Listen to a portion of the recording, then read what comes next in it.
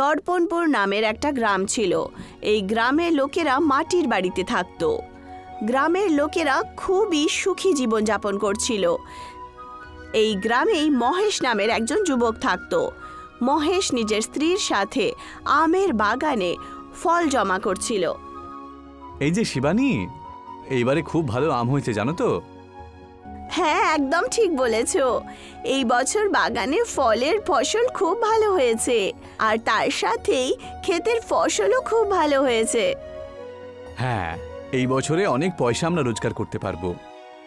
আর যদি কোথাও অসুবিধে হয় তাহলে তুমি বাড়ি বানানোর যে কাজটা করো তা দিয়ে ঠিক হয়ে যাবে। হ্যাঁ হ্যাঁ, তুমি একদম ঠিক বলেছো। তাহলে চলো এবার আমরা এগুলো বাজারে বিক্রি করে আসি, আর বিকেলেই দেখা হবে, ঠিক আছে? হ্যাঁ, আমিও ততক্ষণে বাড়ির সমস্ত কাজ করে ফেলছি। মহেশ ফলের ঝুড়ি নিয়ে বাজারের দিকে রওনা দেয়। মহেশ যেই মাত্র নিজের দোকানে এসে বসে, ওখানে প্রধান আর কিছু লোক তার কাছ থেকে ফল কিনতে আসে। এই যে ভাই মহেশ, মনে হচ্ছে এই বছরে তোমার বাগানে খুব ভালো ভালো ফল হয়েছে, তাই না? হ্যাঁ প্রধান মশাই, একদম ঠিক কথা বলেছেন। আমি আর শিবানী আজকে এই বিষয় নিয়েই তো কথা বলছিলাম। অনেক ফলের কথা হলো, বুঝেছো? তোমার সাথে কিছু দরকারি কথা আছে আমার। কি কথা আছে প্রধান মশাই?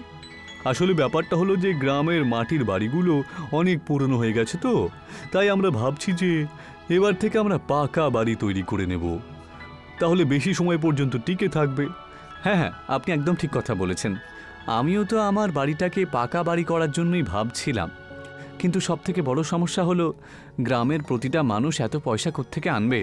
হ্যাঁ, আর সেই জন্যই আমি ঠিকাদারের সাথে কথা বলার কথা ভেবেছি। আজকে দোকানটা বন্ধ করার পরে তুমি আমার সাথে ঠিকাদার বাবুর বাড়িতে যাবে। ঠিক আছে, তাহলে তাই হোক। প্রধান নিজের কথা বলে ওখান থেকে চলে যান, আর মহেশ প্রধানের সাথে ঠিকাদারের বাড়িতে চলে যায়। কি হয়েছে প্রধান আর মহেশ, তা হঠাৎ আমার বাড়িতে? একটা দরকারি কাজ ছিল ঠিকাদার বাবু, তাই তোমার কাছে জিজ্ঞাসা করতে এলাম। আর মহেশকে আমি সেই জন্যই নিজের সঙ্গে নিয়ে এলাম, বুঝলে? তা বলো, কি কাজ? আসলে ঠিকাদার বাবু, আমি বলছি, আমরা ভাবছি যে সবার মাটির বাড়িগুলো পুরনো হয়েছে, তাই এখন আমরা সবাই মিলে একটা নতুন পাকা বাড়ি যদি সবার জন্য করতে পারি। হ্যাঁ, আচ্ছা তাহলে এই ব্যাপার। কিন্তু গ্রামে তো একটা বাড়িও নেই, অনেক বাড়ি রয়েছে, এত পয়সা কোত্থেকে আনবে তোমরা? সেই জন্যই তো আপনার কাছে এসেছি। হ্যাঁ হ্যাঁ হ্যাঁ, এখন আপনি আমাদেরকে যদি সাহায্য করে দেন তাহলে গ্রামের সবাই মিলে আপনাকে আস্তে আস্তে পয়সা মিটিয়ে দিত। কি সমাজ বাজে কথা বলো, আমি এরকম কোনো সাহায্য করবো না। পয়সা নিয়ে এসো, তারপর কথা হবে, ঠিক আছে? আরে বাইরে থেকে লোকও তো আমাকে ডাকতে হবে, আর বাড়ি বানানোর যে জিনিসপত্র রয়েছে তারও তো দাম দিতে হবে। ঠিকাদার বাবু, লোকজন তো আমরা গ্রামেই পেয়ে যাব, আর কিছু পয়সা আমরা জড়ো করে দিতেও পারবো। আপনি আরেকবার ভেবে দেখুন না দয়া করে, আর আমাদের সাহায্য করুন। ছা, এসব বাজে বাজে বলো তো। তোমাদের সাথে ভালো করে কথা বলার চেষ্টা করছি, সেই জন্য তো সুযোগ নিচ্ছ না। আমি এসব করবো না, পয়সা আনবে তবেই কথা হবে, নাহলে কিচ্ছু হবে না। এবার যাবো এখান থেকে। একবার ভেবেই দেখুন না ঠিকাদার বাবু, কোনো না কোনো উপায় তো থাকবেই, কারণ এরপর যখন বৃষ্টি হবে সবার খুব সমস্যা হবে, কিছু না কিছু সাহায্য তো করতে হবে, তাই না? হ্যাঁ, ঠিকই কথা বলেছো যে লোকজন আর বাঁচতে অসুবিধে হবে। প্রতি বছর যখন সবার সমস্যায় রয়েছে, তাহলে সবাইকে বলো যে সবার কাছ থেকে 1-1 বিঘা জমি আমাদেরকে দিয়ে দিতে। কি বলো? মহেশ, চলো আমরা চলে যাই এখান থেকে। আমি বুঝতে পেরেছিলাম যে এরকমই কিছু পাবো আমরা উত্তর, কিন্তু তাও একবার চেষ্টা করার কথা ভেবেছিলাম, তাই তোমাকেও এইসব দিন দেখতে হলো। কিন্তু প্রধান মশাই। প্রধান মহেশকে ইশারা করে দেয়, আর মহেশ নিজের শব্দ পিষে খেয়ে নেয়। ঠিকাদারের কথা শুনে মহেশ খুব উদাস হয়ে যায় আর নিজের বাড়িতে চলে যায়। শিবানী তার চেহারায় এই উদাসতা দেখে তাকে জিজ্ঞাসা করে, আরে গো, কি হয়েছে? কথা কি বলো? কিছু না শিবানী, শুধু এই ঠিকাদার বাবুর কথাগুলো শুনে আমার খুব কষ্ট হচ্ছে। এরকম কি বলে দিলেন উনি? গ্রামের লোকেদের সাহায্য করার জন্য ঠিকাদার বাবুকে বললাম, আর উনি আজেবাজে কথা বলে আমাদের তাড়িয়ে দিলেন। এই বর্ষাকাল আসতে চলেছে, সবার বাড়ি একেবারে পুরনো হয়ে গেছে, জানি না এরপর কি হবে। তোমার মন খুবই সরল সোজা, তুমি সমস্ত গ্রামবাসীদের জন্য এত ভাবো। ভগবান করুক যে তুমি এই পরিস্থিতি পার করার শক্তি পাও। গ্রামবাসীদের জন্য কিছু করতে পারলে ভালো হতো। এখন ঘুমিয়ে পড়ো, এইসবের ব্যাপারে কালকে ভেবো। ঠিক আছে শিবানী, এছাড়া আর কি করতে পারি বলো? মহেশ ঘুমিয়ে পড়ে আর সে একটা স্বপ্ন দেখে। স্বপ্নে মহেশ একটা আমের গাছের কাছে আম তুলছিল, আর সেই আমটা খুলে দেখতে পায় যে তার ভেতরে একটা কাচের বীজ রয়েছে। কাচের বীজ সে মাটিতে পুঁতে দেয়, আর ওখানে একটা গাছ চলে আসে যার মধ্যে কাঁচ ঝুলেছিল, যেন সেই গাছের ওপরে কাঁচ ফলের মতো ফসল হলো। সকাল হয়ে যায় আর মহেশ ওঠার পরই শিবানীকে জাগিয়ে তোলে। শিবানী, ওঠো শিবানী! কি হয়েছে গো? এমন কি আপদা এসেছে সকাল সকাল? আরে কোনো বিপদ নয়, আমি শুধু একটা স্বপ্ন দেখলাম, আর সেই স্বপ্নে আমি দেখতে পেলাম যে আমের আটির বদলে একটা কাঁচের বীজ রয়েছে, আর তার থেকে এমন একটা গাছ উৎপন্ন হচ্ছে যার মধ্যে থেকে কাঁচ বেরিয়ে আসছে। কিন্তু এটা তো মাত্র একটা স্বপ্ন না, তুমিও তো। সৎ পথে থাকলে পেট খালি থাকে না, বুঝলে? কালকেই আমরা একটা কোনো উপায় খুঁজছিলাম, হয়তো এটাই সেই উপায়। আমি বুঝতে পারছি যে তুমি গ্রামবাসীদের সাহায্য করতে চাও, কিন্তু এইভাবে স্বপ্নটাকে সত্যি ভাবা তোমার স্বাস্থ্যের জন্য ঠিক নয় গো। তুমি যাই বলো না কেন, তবে আমার সন্তুষ্টির জন্য একবার তুমি চলো না, একবার যাই। আচ্ছা ঠিক আছে, চলো। চলো যাই, চলো। মহেশ আর শিবানী নিজের বাগানের দিকে রওনা দেয়। ওখানে পৌঁছানো মাত্রই তারা গাছের ওপরে একটা চমকানো কাঁচের আম দেখতে পায়। দেখলে, আমি তোমাকে বলেছিলাম না, এটি স্বপ্নটা নিশ্চয়ই সত্যি হবে। হ্যাঁ গো, তুমি একটা কাজ করো, এই আমটা এক্ষুনি ভেঙে দাও। মহেশ সঙ্গে সঙ্গে একটা পাথর মারে আর সেই কাঁচের আম নিচে পড়ে যায়। সেই আমটা মহেশ যেই মাত্র খোলার চেষ্টা করে, সেই আমটা খুলে যায় আর তার মধ্যে থেকে একটা কাঁচের বীজ বাইরে আসে। দেখো শিবানী, আমরা এটাকে পুঁতে দিই, বুঝলে? কাঁচ বেরিয়ে পড়লে তাহলে সেটা দিয়ে গ্রামবাসীদের বাড়ি বানাতে পারবো, আর সব সমস্যা মিটে যাবে। হ্যাঁ গো, একদম ঠিক বলছো। এটা কালকে দেখতে আসবো, আর তার সাথে প্রধান বাবুকেও নিয়ে আসবো। দুজনই আমের বীজটা মাটিতে পুঁতে দেয় আর তার উপরে জল দিয়ে ওখান থেকে চলে যায়। ওই গাছটা একটু বেড়ে ওঠে আর তারা খুশি খুশি এগিয়ে যায় আর কালকের অপেক্ষা শুরু করে। রাত্রি কেটে যায় আর নতুন সকাল হয়। মহেশের সাথে প্রধানও সেই বাগানে এসে দাঁড়িয়ে পড়েন আর কাঁচের গাছ দেখে খুবই আশ্চর্য হন। এ কি, তুমি যে বললে বীজটা তুমি কালকেই পুঁতেছিলে, তাহলে এখন থেকে এত গাছ হয়ে গেল কি করে? হ্যাঁ প্রধান মশাই, এখন গ্রাম থেকে কয়েকজন লোককে জড়ো করে আমরা সবার জন্য বাড়ি তৈরি করতে শুরু করতে পারি। হ্যাঁ, ঠিক বলেছ। ঠিকাদার বাবুর কাছে আর ভিক্ষা চাওয়ার কোনো দরকার নেই আমাদের। তাহলে কি বলেন, তাহলে শুভ আরো আজ থেকেই শুরু করে দিই? হ্যাঁ হ্যাঁ, শুভ কাজে দেরি কেন? মহেশ ঘর বানানো শুরু করে দেয় আর এখন 1 সপ্তাহ হয়ে গেছিল, যার মধ্যে মহেশ নিজের আর প্রধানের কাঁচের বাড়ি বানিয়ে তোলে। মহেশ আর প্রধান মহেশের নতুন বাড়িতে বসেছিল, তক্ষুনি ওখানে ঠিকাদার চলে আসেন। এই যে মহেশ, তো কি খবর তোমার? আরে আমার খবর তো বেশ ভালোই, আপনি বলুন ঠিকাদার বাবু। আমিও ঠিকই আছি, শুধু দেখতে এলাম যে গ্রামে যে কথা শুনে চলছে তার মধ্যে কতটা সত্যতা রয়েছে। তা জানতে পারলেন তো? হ্যাঁ ভাই, তোমার বাড়ি তো দেখছি সত্যি খুব সুন্দর হয়েছে, কিন্তু মহেশ, হ্যাঁ বলুন। একটা বুদ্ধি নিয়ে এসেছি। তোমার কাছে যে গাছটা রয়েছে, মানে কাঁচের, ওটা তুমি আমায় বিক্রি করে দাও, অনেক পয়সা দেবো তোমাকে। এত পয়সা যে গ্রামে সকলের বাড়ি বানালে পরও তুমি পাবে না, বুঝতে পারলে? আচ্ছা, ক্ষমা করবেন ঠিকাদার বাবু, আমি এই কাঁচ দিয়ে গ্রামবাসীদের বাড়ি বানাবো, আর আমি বিক্রি করতে চাই না। কি, তুমি কি এরকম বোকা বোকা কথা বলছো ভাই? ঠিকাদার বাবু, আমাকে ক্ষমা করবেন, আমি আপনার মতন এই বরদানটাকে গ্রামের জন্য অভিশাপ হতে দিতে পারি না। ওনাদের কাছে যদি বেশি পয়সা আসার কোনো উপায় থাকতো, ওদের কাছে পয়সা থাকতো, তাহলে আপনাদের কাছে গিয়ে অনুরোধ কেন করতাম সেদিনকে? একটু ঠান্ডা মাথায় চিন্তা করো মহেশ। ঠিক আছে, কাঁচের গাছ যখন বিক্রি করবে না বলছো, তাহলে আমার সাথে মিলে কাজ করো তুমি, এতে আমরা অনেক পয়সা পাবো। তোমার কি মনে হয়, গ্রামের লোকেদেরকে সব কিছু যদি ফ্রিতে পেয়ে যায়, এরপর কি তারা কাজ করার জন্য কোনো ইচ্ছে থাকবে বলো তো? প্রধান মশাই, তুমি বোঝাও না ওকে। চুপচাপ বসে আছো কেন? আমি চুপচাপ এই জন্য বসে আছি কারণ আমি তোমাকে এরকম তাড়াহুড়োর মধ্যে দেখে বেশ অবাক হচ্ছি, বুঝেছো? আরে তোমার তো যেন একেবারে প্রাণ বেরিয়ে যাচ্ছে এই গ্রামের উন্নতি দেখে, তাই না? আর এটা দেখে যে গ্রামের লোকজনকে কেউ সাহায্য করছে। হ্যাঁ প্রধান মশাই, একদম ঠিক কথা বলেছেন। প্রথমে তো আপনি আমাদেরকে সাহায্য করার জন্য একেবারেই রাজি হলেন না, আর যখন আমরা অন্য কোনো পথ পেয়ে গেলাম তখন আপনি আমাদের সাহায্য করার বদলে আমাদেরকে উস্কে দিচ্ছেন, তাই না?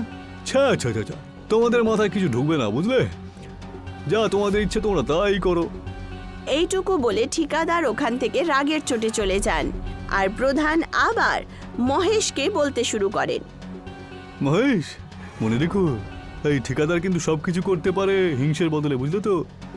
ঠিক যেমনটা আপনি বলবেন তাই হবে। এমনিতেই আমরা এখন কাঁচের বাড়ি তৈরি করা শুরু করে দেব, আর ওনার সাথে দেখা করার আমাদের কোনো দরকারও পড়বে না। দেখতে দেখতেই 1 মাস কেটে যায়।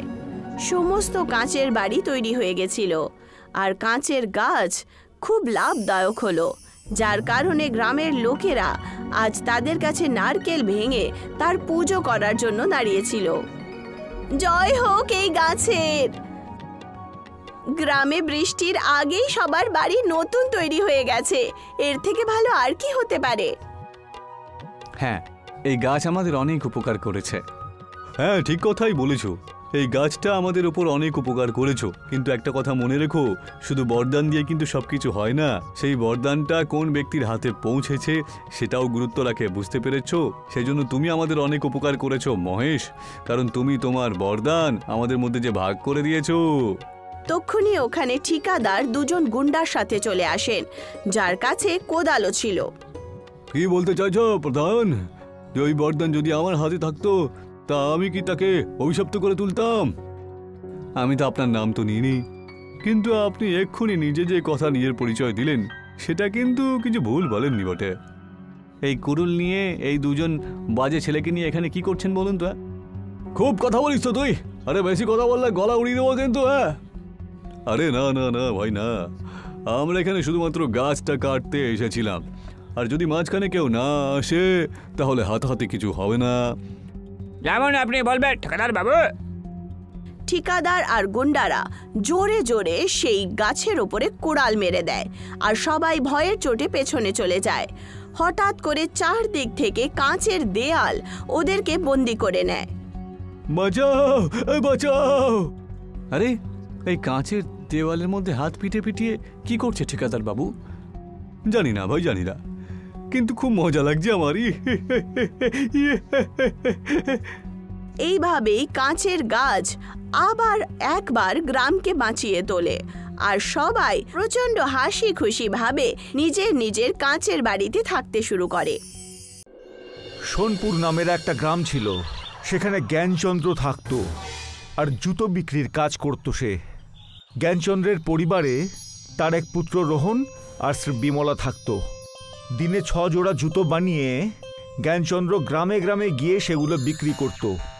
মনের দিক থেকে খুব বড় হওয়ার কারণে জ্ঞানচন্দ্রের পরিবার সব সময় দুশ্চিন্তায় থাকত। পুরো 3 দিন হয়ে গেছে, আমরা পেট ভরে খাবারও খাইনি। সারা দিন তুমি চটি বানানো আর বিক্রির কাজ করো। আমি আর তো কিছু করতেও পারি না। আমি করতে চাইলে করবোটা কি? আমার সঙ্গে তর্ক করো না। ভগবানের কাছে একটু প্রার্থনা করো যেন আজ সব কটা চপ্পল বিক্রি হয়। জ্ঞানচন্দ্র ঘর থেকে বেরিয়ে গ্রামে গ্রামে চপ্পল নিয়ে বিক্রি করতে শুরু করে। কিছু দূর যাওয়ার পরেই সে দেখে পায়েল তার বাচ্চা ঝুমড়িকে নিয়ে ওখানে রয়েছে, যে খেতে ফসল কাটতে যাচ্ছিল। মা, আমাকে চটি কিনে দাও না, আমার পায়ে বারবার কাঁটা ফুটে যায়। এখন তো আমি তোমার সাথে খেতেও চলে আসি। যখন তোমার বাবা শহর থেকে ফিরে আসবেন তখন আমি তোমাকে চামড়ার চটি দেওয়াবো। আপনি আপনার বাচ্চার জন্য আমার থেকে কেন চপ্পল কিনে নিচ্ছেন না? আসলে আমার কাছে টাকা মোটেই নেই। সারা দিন যত কাজ করি সেগুলো জমিদারকে উধার দেওয়ার জন্যই শেষ হয়ে যায়। শুধুমাত্র 2 আনারই তো ব্যাপার এটা। আপনি এটা নিয়ে নিন আর নিজের বাচ্চার একটু খেয়াল রাখুন। কম বয়সী বাচ্চাদেরকে কাঁটা এবং অন্যান্য জিনিসের থেকে বাঁচানো দরকার। হ্যাঁ মা, নিয়ে নাও না, তারপর আমি তোমার কাছে আর কিচ্ছু চাইবো না। আর শুধুমাত্র 2 আনাই তো দাম।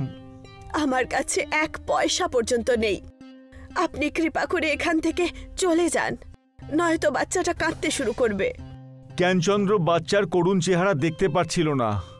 বাবা, এই নাও, এই চপ্পলটা আমার তরফ থেকে। তোমাকে এখন আর কাঁদতে হবে না, কান্না বন্ধ করো। থ্যাংক ইউ আঙ্কেল, এই চটিটা আমি খুব সামলে রাখবো। আমি আপনাকে বলেছিলাম যে আমার কাছে পয়সা মোটেই নেই, কিন্তু আমি আপনাকে খালি হাত যেতে দেব না। সে সময় পায়েল ঘরে গিয়ে সেখানে চারার 3টে টব নিয়ে এসে বলে, আমার কাছে আপনাকে দেওয়ার জন্যে আর কিছু তো নেই, কিন্তু এই 3টে গামলা আছে যেগুলো আমাকে একজন সিদ্ধ পুরুষ দিয়েছিলেন। যদি এগুলো দামি জিনিস হয় তাহলে আপনি আমাকে কেন দিচ্ছেন? এটা আপনি আপনার উঠোনেই লাগিয়ে দেবেন। এই 3টে চারা নিজের বাড়িতে নিয়ে যান আর নিজের উঠোনে এগুলোকে লাগিয়ে দিন আর সুরক্ষিত রাখবেন। টবগুলোকে নিজের সঙ্গে নিয়ে জ্ঞানচন্দ্র গ্রামে গ্রামে ঘুরতে থাকে, কিন্তু একটাও বিক্রি হয় না। সেই টবগুলোকে নিয়ে আর বিক্রি না হওয়ায় সে বাড়ি ফিরে আসে। এখন আমরা কি ওই চারা গাছগুলো খাবো? কমপক্ষে নিজের বাচ্চার জন্য তো ভাবতে। আমার কাছে আর কি করার ছিল? ওনার দুঃখ আমি দেখতে পাচ্ছিলাম না। আমাদের দুঃখ? তোমার কি চোখ টোক খারাপ হয়ে গেছে নাকি? তোমার মন যা চায় বলো, আমি তোমাকে এর থেকে ভালো জীবন দিতে পারবো না। আর এখন এই চারা গাছগুলোকে আমাকে সঠিক জায়গায় লাগাতে দাও ভালো করে। সেই সময় জ্ঞানচন্দ্র 3টে চারা গাছকে বাড়ির উঠোনে লাগিয়ে দিল, আর এভাবেই ওর দিন কাটতে থাকলো। অনেকগুলো বছর কেটে যাওয়ার পরে বিমলা এখন বয়স্কা হয়ে গেছেন। রোহনের বয়স এখন হয়েছে 22 বছর, আর দীর্ঘ রোগ ভোগের কারণে জ্ঞানচন্দ্রের আগেই মৃত্যু হয়েছে। জ্ঞানচন্দ্রের সেই চারা গাছগুলো এখন বড় বড় সব গাছ হয়ে গেছে, কিন্তু এ ধরনের গাছ যাতে ছিল না কোনো ফল, না ধরতো কোনো ফুল, না আছে কোনো ঘর, না ঠিকমতো পড়াশোনা করিয়েছে। এই চপ্পলের ব্যবসা করেও কোনো কিছুই তো আসছে না। শহরে গিয়ে কোনো কাজ কেন খুঁজে নিচ্ছ না?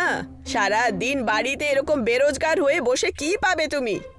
বাকি লোকেদের বাবা ঠাকুরদা জমি সম্পত্তি সব ছেড়ে যায়, একমাত্র ইনি যে বাড়ির মধ্যে শুধু 3টে গাছই রেখে গেছে, ব্যাস। একটা কাজ কর, ওই গাছগুলোকে কেটে ওই লাকড়িগুলোকে বিক্রি করে আয়। কমপক্ষে বাড়িতে কিছুদিন চাল আর ডাল তো তৈরি হবে। রোহন এখন মায়ের কথা শুনে রেগে গিয়ে কুড়াল নিয়ে সেই গাছের কাছে গিয়ে পৌঁছয়, আর যেই মুহূর্তে সেই গাছে কুড়াল চালায় সেই গাছে আগুন ধরে যায়, যেটাকে দেখে মা ছেলে দুজনেই ভয় পায়। হে ভগবান, এটা কি? এটা তো আগুনের গাছ, পুরো গাছে আগুন লেগে রয়েছে, তা সত্ত্বেও তার লাকড়িগুলো পুড়ছে না। এটা কেন হলো? এটা তো আমি নিজেও বুঝতে পারছি না মা, ব্যাপারটা আসলে কি এখানে? একটা কাজ কর, এই কুড়োলটাই অন্য গাছে লাগিয়ে দেখ। হ্যাঁ মা, তুমি একদমই ঠিক বলেছ, আমি এটাই করে দেখছি। যেই মুহূর্তে রোহন গাছে কুড়াল চালায়, গাছের ডাল এবং পাতা থেকে বিন্দু বিন্দু বর্ষা হতে থাকে। মা, আমি তো কিছুই বুঝতে পারছি না। ওখানে আগুন, এখানে জল। এখন শেষ গাছ বেঁচে আছে, নিশ্চয়ই তাতেও কিছু একটা হবে। তাড়াতাড়ি দেখ ওতে কি আছে। যেই মুহূর্তে রোহন 3য় এবং 3 নম্বর গাছের ওপর কুড়াল চালায়, সে দেখে ওই গাছের মধ্যে বেশ কিছু চামড়ার চপ্পল ঝুলে রয়েছে। চটির গাছ? বাবা ছোটবেলায় সেই বাচ্চাটাকে একবার সাহায্য করেছিল, তখন বাবা এই 3টে চারা গাছ উপহার হিসাবে পেয়েছিল। আর এই চপ্পলগুলোকে বেচে তো আমরা প্রচুর বড় লোক হয়ে যাব। ঠিক সেরকমটাই হয়েছিল। রোহন গোটা গ্রামে আগুন জ্বলা সেই গাছটার একটা ডাল বেচে দিল। ওই বৃষ্টি ভেজা গাছটার থেকে একটা করে ডাল পাঠিয়ে দিল। এখন শুধু চপ্পলের গাছটাই বেঁচে আছে। একে বিক্রি করতে চাইলে বেচবোটা কোথায়? এত রকম সব চপ্পল রয়েছে, শহরে নিয়ে গিয়ে বেচবো। আমরা তো জানতামই না যে আমাদের উঠোনে এত কিছু রয়েছে। এখন আমাদেরও ভালো দিন আসবে। রোহনও সেরকমটাই করলো। চপ্পলের গাছ থেকে সমস্ত চপ্পল নামিয়ে সেগুলো শহরের বাজারে নিয়ে চলে গেল। শহরের বাজারে সব কটা চপ্পল বিক্রি হয়ে গেল। এর সাথে রোহন শহরে জলের দোকান আর চপ্পলের একটা বড় দোকানও খুলে দিল। মা, এই নাও, এটা আমার প্রথম রোজগার, পুরো 500 টাকা। এই টাকাগুলো দিয়ে ঘরের জন্য কিছু জিনিসপত্র আর অন্য কিছু নিয়ে আয়। মা, আমি এগুলো সব আগেই নিয়ে এসেছিলাম। এই টাকাটা তোমার খরচের জন্য। কাল সকালে আমি আবার সেই চপ্পলগুলোকে পেড়ে নিয়ে বিক্রি করে দেবো। রোহন চপ্পলের গাছের থেকে চপ্পল, জলের গাছের থেকে অনেকগুলো জলের বোতল সেগুলোকে শহরে নিয়ে যেত আর সেগুলোকে ভালো দামে বিক্রি করত। পুরো 6টা মাস কেটে যাওয়ার পরে রোহন নিজের বাড়িটাকেও খুব বড় করে বানিয়ে নিল আর হরিয়াকে নিজের ব্যবসায় কাজের লোক হিসাবে রেখে দিল। কিন্তু একদিন হরিয়া শহরের লোকেদের থেকে বেঁচে পালিয়ে এলো। মালিক, মালিক, তোমার এরকম অবস্থা কে করেছে? জামা কাপড় কেন ছিঁড়ে গেছে তোমার? আমাদের জল আর চপ্পলের বেশি বিক্রির কারণে লোক আমাকে পেছন থেকে মারতে আসছিল। সমস্ত চপ্পলগুলো আর জলের বোতল ওনারা ফেলে দিয়েছেন আর এখন ওরা এই বাড়ির দিকে আসছে। হরিয়ার কথা শুনে রোহন ভয় পেয়ে যায়। আসতে দাও, আমি ওদের দেখে নেব। রোহন দেখলো সামনে থেকে 3টে মোচওয়ালা লোক রেগে গিয়ে ওদের বাড়ির দিকে আসছে। ওদের দেখে রোহন স্তব্ধ হয়ে গেল আর হরিয়াকে বলল, তুমি তো বলেছিলে শহরের লোকেরা, এদের তো দেখে মনে হচ্ছে এরা সবাই এক একটা পালোয়ান। ওদের দেখে রোহন ভয় পেয়ে গিয়ে সেই জাদু গাছের পিছনে চলে গেল। বাইরে বেরো, কোথায় লাজ গুটিয়ে বসে রয়েছিস? এমন একটা সময় ছিল যখন তোর বাপ ওখানে এসে ভিক্ষা চাইতো, আর এখন তুই কি ভাবছিস তুই আমাদের দোকানগুলো বন্ধ করাবি? এই ভাই, ওই গাছের দিকে তাকা। ওখানে তো এটা আগুনের গাছ, জলের গাছ আর চপ্পলেরও গাছ রয়েছে। এখন বুঝেছি তো এটাই হলো গিয়ে সাফল্যের কারণ। এখনই তোর মজা দেখাচ্ছি। এইটুকু বলে যেই মুহূর্তে ওই শহরের দোকানদারেরা লাঠি নিয়ে রোহনকে মারার উদ্দেশ্যে এগিয়ে এলো, রোহন ওখান থেকে পালিয়ে গেল এবং লাঠি সজোরে গিয়ে লাগলো আগুনের গাছে। আগুনের গাছে লাঠি লাগার ফলে গাছ থেকে আগুনের স্ফুলিঙ্গ পড়তে থাকলো। বলো এখান থেকে, না হলে অল্প যেটুকু বেঁচে আছে সেটুকু আর থাকবে না। এইসব অদ্ভুত জিনিস আমাদের নিয়ে ডুবে যাবে। সব শহরবাসী পালিয়ে গেল, কিন্তু আগুনের স্ফুলিঙ্গ এত জোরে জ্বলছিল যে ওদের উঠোন জ্বলতে লাগলো। যেটা দেখে হরিয়া রোহনকে বলল, মালিক, এই আগুন কিন্তু আমাদের বাড়িটাকেও গ্রাস করে নেবে। আমাদের এটা আটকাতে হবে। কিভাবে? তুমি এসবের চিন্তা করো না। হরিয়ার কথা শুনে রোহন লাঠি তুলে নিল আর জলের গাছটাকে আঘাত করলো। জলকণা এত জোরে পড়তে শুরু করলো যে আগুন সেখানেই থেমে গেল। আরে হই না বাদ, এখন আমরা এখানে নিশ্চিন্তে থাকতে পারবো। এখন আমি প্রতিটি গ্রামে গিয়ে এই চপ্পল বিনা পয়সায় বেচবো। বাবার একটা কাজের জন্য এত উপকার হয়েছে, জল দিয়ে গ্রামবাসীর পিপাসা, চপ্পল দিয়ে কৃষকের সাহায্য আর আগুন দ্বারা গ্রামের লোকেদের উনুন। এই 3টে জিনিসই গ্রামের মানুষকে বিনা পয়সায় দেওয়া যাবে। রোহনও ঠিক এমনটাই করলো। প্রতিটি সাহায্য প্রার্থীকে সমস্ত সাহায্য দিল, তাদের বিনা পয়সার চপ্পল এবং জল দিল। তারপরে রোহন আশেপাশের গ্রামেও চপ্পল এবং জল বিতরণ করে। এই কাহিনী সেই সময়ের, যখন সতনা গ্রামে একটা মহান পণ্ডিত থাকতেন, যার নাম ছিল বদ্রীনারায়ণ। গ্রামের সবচেয়ে বড় জ্ঞানী এবং বুদ্ধিমান লোক উনি ছিলেন। এমনিতে তো সারাদিন উনি একটা বড় বটগাছের নিচে বসে তপস্যা করতেন, আর বিকেল হতেই নিজের বাড়ি ফেরত চলে যেতেন।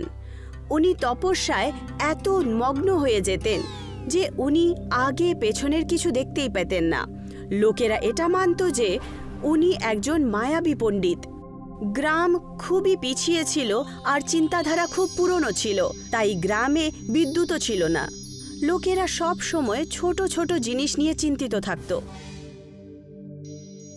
ওই দেখো, বদ্রীনারায়ণ পণ্ডিত যাচ্ছে।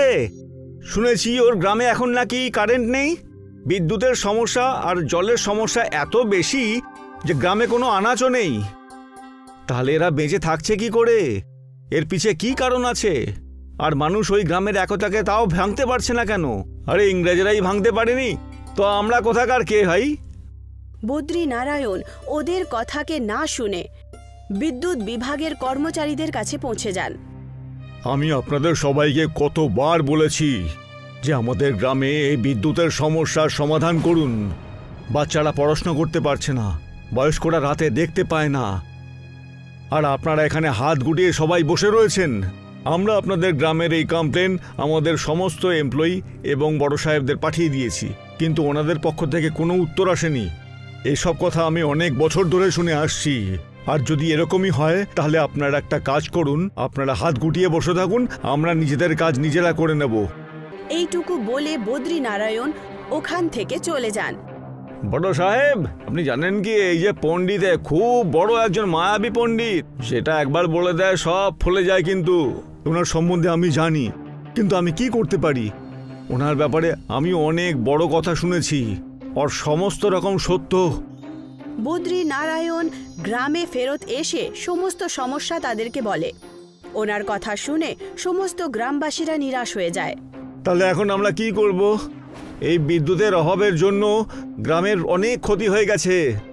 এখন আমি ঠিক করে নিয়েছি যে আমাদের কারুর সাহায্যের দরকার নেই, যা কিছু করতে হবে আমাদেরকেই করতে হবে। আর এটা শুধুমাত্র আমি করে দেখাবো। গ্রামের এই সমস্যা আর চোখে দেখা যাচ্ছে না। সমস্ত গ্রামবাসীরা নিজের নিজের বাড়িতে গিয়ে ঘুমিয়ে পড়ে। কিন্তু সেই রাত বদ্রী নারায়ণ পণ্ডিত একদম ঘুমোতে পারে না, আর উনি নিজের তপস্যার জায়গায় গিয়ে আবার বসে পড়েন। হে বৃষ্টি দেবতা, আমি আর আমার গ্রামবাসীরা এমন কি পাপ করেছে যে আমাদের এত দুঃখ কষ্ট ভোগ করতে হচ্ছে? আমি আপনার এত পুজো অর্চনা করি, প্রতিটি জায়গায় আপনার গুণগান গেয়ে থাকি, তা সত্ত্বেও এত দুঃখ দিচ্ছেন আমাকে। এটা তো সরাসরি একটা অন্যায়। বদ্রী নারায়ণ পণ্ডিত নিজের ব্যথা ওই বট গাছের সামনে বসে কাঁদতে শুরু করল। তক্ষুনি ওখানে বৃক্ষ দেবতা প্রকট হলেন। বৃক্ষ দেবতাকে দেখে পণ্ডিত বদ্রী নারায়ণ খুব খুশি হলেন। প্রভু, আমি কোনো স্বপ্ন দেখছি না তো? আমার জীবন সফল হয়ে গেছে প্রভু, আমি ধন্য হয়ে গেছি। ওঠো রাজন, এসব কিছু তোমারই করা ভালো কাজ এবং স্বভাবের ফলস্বরূপ। তোমার ঘোর তপস্যা আর নিরন্তর ভালোবাসার জন্য আমাকে আসতেই হলো। যখন আপনি এসেই গেছেন তখন আমাদের দুঃখটাকে মিটিয়ে দিন। আমাদের গ্রাম বিদ্যুতের সমস্যার জন্য খুবই অসুবিধার মধ্যে আছে। আমি এসে পড়েছি না, তুমি আর চিন্তা করো না।